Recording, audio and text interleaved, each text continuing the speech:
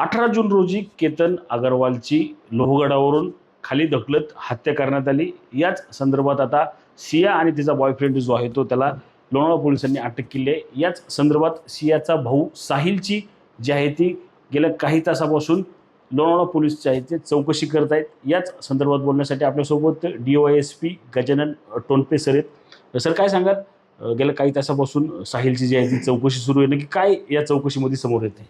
आज या प्रकरणामध्ये सियाचा भाऊ साहिल याला आम्ही तपासासाठी बोलवलं होतं। गेल्या 6 तासापासून त्याची चौकशी चालू आहे आणि या घटनेच्या अनुषंगाने आम्हाला काही माहिती मिळते का त्या संदर्भात आमचं त्याच्यासोबत विचारपूस चालू आहे। अशी देखील एक चर्चा सुरू आहे जी केतन हा जो विग वापरत होता, म्हणजे केस जे आहेत ती नकली केस वापरत होता, या कारणावरून त्या दोघांमध्ये वाद झाला। त्यानंतर ही हत्या जी आहे ती झाल्याचं समोर आलेलं आहे। त्यांच्यामध्ये सिया आणि चेतनने मिळून ही हत्या केली आहे, यामध्ये ही गोष्ट बरोबर आहे आणि त्याचा जो काही मोटिव्ह आहे तो आम्ही तपासामध्ये पूर्ण कन्क्लुजनला आल्यानंतर कळू। नक्की आपण पाहिलं या केतनच्या हत्येसाठी कोणी कुणाला उचकवलं होतं, की कशा प्रकारे ही हत्या, म्हणजे कुठला इशारा त्या ठिकाणी देण्यात आला होता, की कशा पद्धतीने केतनला जे आहे ते खाली ढकलून देण्यात आलं? यामध्ये दोघांनी मिळून हा कट रचला आणि दोघांनी सुद्धा एकमेकाला साथ देऊन या कटाचा पूर्णत्वास नेला। नक्कीच कशा प्रकारे साथ देण्यात आली? नक्की इशारा करण्यात आला होता का? कुठला इशारा जो आहे तो या ठिकाणी जी सिया आहे तिने तिच्या बॉयफ्रेंडला दिलेला आहे?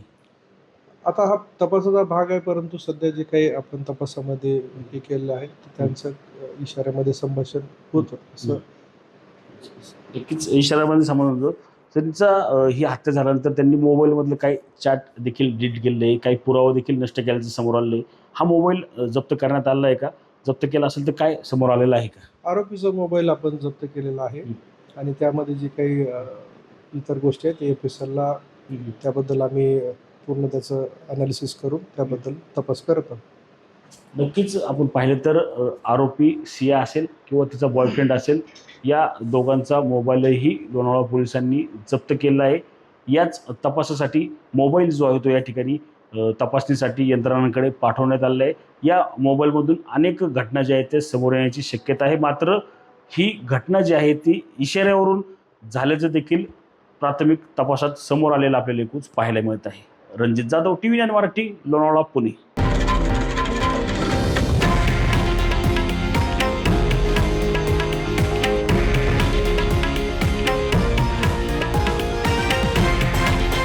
हे आहे देशातील नंबर 1 न्यूज नेटवर्क आणि आपण पाहत आहात TV9 मराठी, एकमेव।